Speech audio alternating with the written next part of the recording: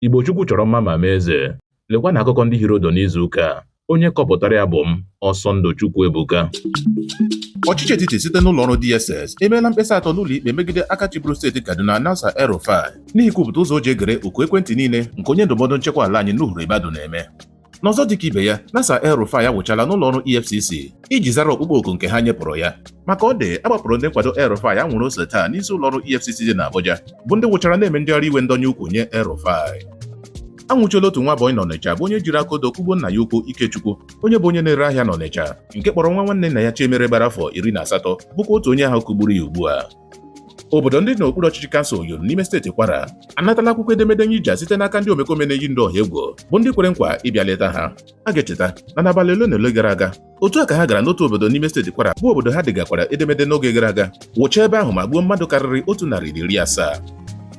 Ndị omeiwu kacha dị nta n'ọnụọgụgụ n'ụlọ omeiwu nnọchiteanya etiti nọrọ taa n'oge ọgbakọ ha zọpụ ụkwụ pụọ n'iwe n'oge ndị ụlọ omeiwu nabatara iji ngwa ọlọrọ ọhụrụ eletrik nakwa nke akwụkwọ ederede n'aka agụkọ okwe ntụliaka elu dịka ha malitekwara ego n'oge ha na-apụ APC ole nke pụtara pati APC bụ ndị ekperima. Peter Obi akatọọla onye isi ala Tinubu maka emezughị nkwa ndị o kwepụrụ n'oge ịchụnta ntụliaka elu ya bụ nkwa na ya bụrụ na o nyepụghị ọkụ eletrik nke na-adịghị anyụ na ka ọhaneze ghara ịtụnyere vootu n'ime afọ 2027. Peter Obi gara n'ihu rụtụ aka na kemgbe ọchịchị Tinubu malitere okporo ọkụ eletrik ala anyị abụrụla nke pịnyọ. Ndị uwe ojii nọrọ taa gbapụ anwụrụ ose n'ebe ọtụtụ igwe mmadụ nọ bụ ndị zigoro n'ogbe ụlọ omeiwu etiti na-eme njegharị iwe megide ndị ụlọ sineti ndị na-achọghị nabata iji naanị igwe ọlọrọ ọhụrụ eletrik enyepụ ngụkọ okwe ntụliaka elu ozugbo a na-atọpụ ya. N'ihi nke ahụ otu nwaanyị so wee bịa njegharị iwe ahụ dara n'ala na-enwetaghị onwe ya. Otu onye eze ọdịnala n'ala Igbo, Eze Dr. Lawrence Agụbụzọ akpọkuola onye isi ala Tinubu ịtọhapụ Maazị Nnamdi Kanu pụọ n'ụlọ mkpọrọ maọbụ ya akpọghachi ya n'ime mba Kenya.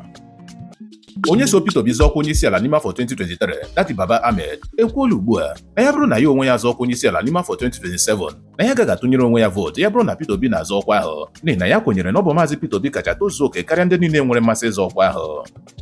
Aka chịbụrụ steeti Kaduna Nasa El-Rufai ehiela n'ụlọ mkpọchi ụlọ ọrụ EFCC abalị abụọ ka ọ dị ugbu a dịka abalị nke taa ga-eme ya abalị 3 n'ihi ebubo e nwere megide ya igwucha ndụmego n'oge ọchịchị afọ 8 ya dịka onye gọvanọ.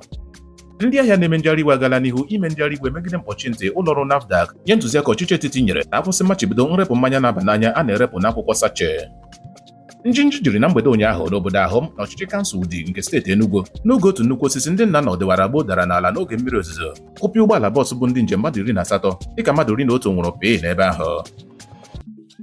Otu onye isi okpukpe pati ADC n'ime steeti Rivers Sunday Haku ebola ebubo ugbu a na obi onye isi ala na-atụ atụmatụ ịnwụchi Rotimi Amaechi site n'ụlọ ọrụ ndị dịka EFCC maọbụ ICPC. Ụlọ ọrụ ICPC agwala ọhaneze na Nasa El-Rufai ka ha nwụchirila ugbu a ozugbo ụlọ ọrụ EFCC tọhapụrụ ya. Onye nta akụkọ El-Rufai akatọọla onye isi ala Tinubu maka ịbịanye aka n'akwụkwọ iwu mwegharị ntụliaka elu bụ nke o mere n'ihe na-erughị awa 24 ma rụtụ aka na ya echeghị na onye isi ala Tinubu gụrụ ihe ndị edere n'ime akwụkwọ iwu ahụ.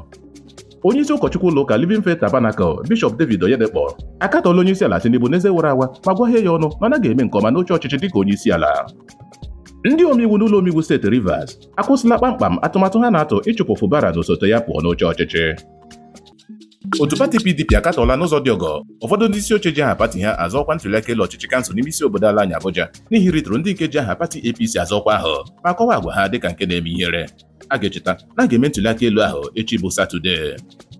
Ndị nkwado Maazị Peter Obi ehiwela otu nke ha Village Boys Movement iji maka otu City Boys Movement nke Tinubu dịka maliterela ịfụ ọkụ ntụliaka elu afọ 2027. Ụlọọrụ nchekwa DSS ga-akpọpụta Nasa El-Rufai n'ụlọ ikpe n'abalị 25 nke ọnwa a n'ihi mkpesa mpụ na omekome 3 ha nwere megide ya. Otu ụlọ ikpe dị na steeti Akwa Ibom amaala onye ụkọchukwu ụlọ ụka Winners Chapel ikpe ịnwụ site na mkpugbu n'ihi bụ onye nwe ụlọ họọlụ ndị ụka ahụ ji ezukọ. Prince Emmanuel Umụọ gbara afọ 29 bụrụ onye nwe ụlọ Edward onye nke nọ n'ogo afọ 5 n'ụlọ mahadum tupu oge ọnwụ ya dịka nkụkọ okwu ya gosiri n'oge ọ nwụchara na o nwetara nzere first class. Ọgwụ bụ akụkọ ndị Hịrị n'izu ụka. Sonyere anyị na YouTube, Facebook nakwa WhatsApp chanel anyị na Akụkọ n'asụsụ Igbo.